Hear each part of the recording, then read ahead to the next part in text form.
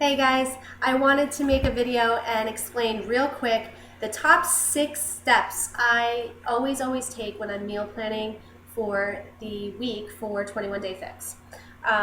Even if you're not doing the 21 Day Fix actual program, but you're still following the fixed nutrition, this still applies. So the very first step, of course, is to find your calorie bracket. So in your book, you should have the equation of how to find your calorie bracket. Now, if you're in the fix, it's on page 4 of your book. If you don't have the program, go on demand, and you can go into the guides, right into the program guides, and find all your information right in there, your equation for how to find your calorie bracket. If you're doing hammer and chisel, whatever program you're doing, the guides will be in the on-demand file section of your program. So find your calorie bracket. Second step is then I put a couple things in the files. I put some tally sheets, which you can print. They're a week's worth. 3 papers come out and you can print them out each week.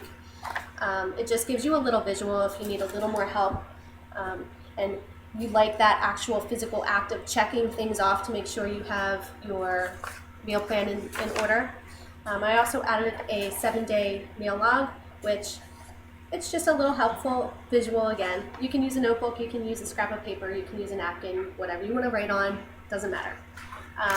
Step 1, what I usually tell everybody to do is print out the sheets or get a notebook, write it down. It's very important that you write it down and you really plan it out, because if you're just trying to shoot from the hip and figure it out as you go, chances are you're either gonna not eat enough or you're gonna overeat on some of the portions. So it's really important this weekend, let's plan it out ahead of time. Step 2 is I always start with dinners. I know I'm making dinners for my family, so what I usually like to do is write it out. I know I usually have a chicken dinner, a beef dinner, pasta dinner, pork, veggie. I usually have one night a week open to where I don't really plan. We usually do takeout or something of that nature, and I usually dedicate one night to leftovers. So I know with chicken and beef, I then go on 21 Day Fix, or Pinterest, and all I have to do is type in 21 Day Fix recipes, and there are a ton of recipes that come up, and that's a really great resource for recipes for you.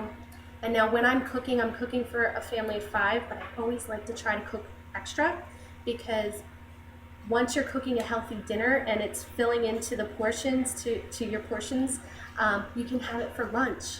It's a great option to have as a leftover for lunch, and then on your tally sheet you can kind of check off, okay, well I had a red, a green, and a yellow last night for dinner.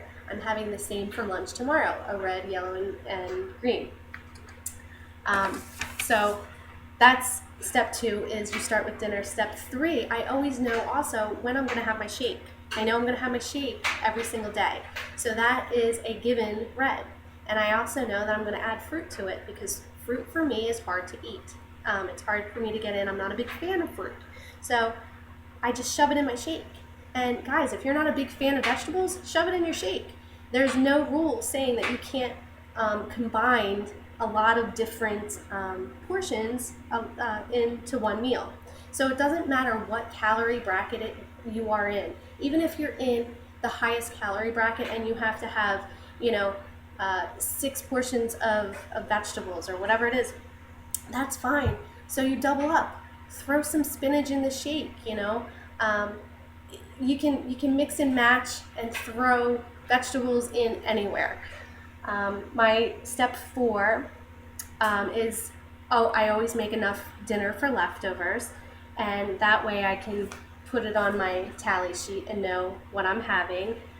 Step 5, I know also that I always like to have a carb for breakfast, so I plan it that way.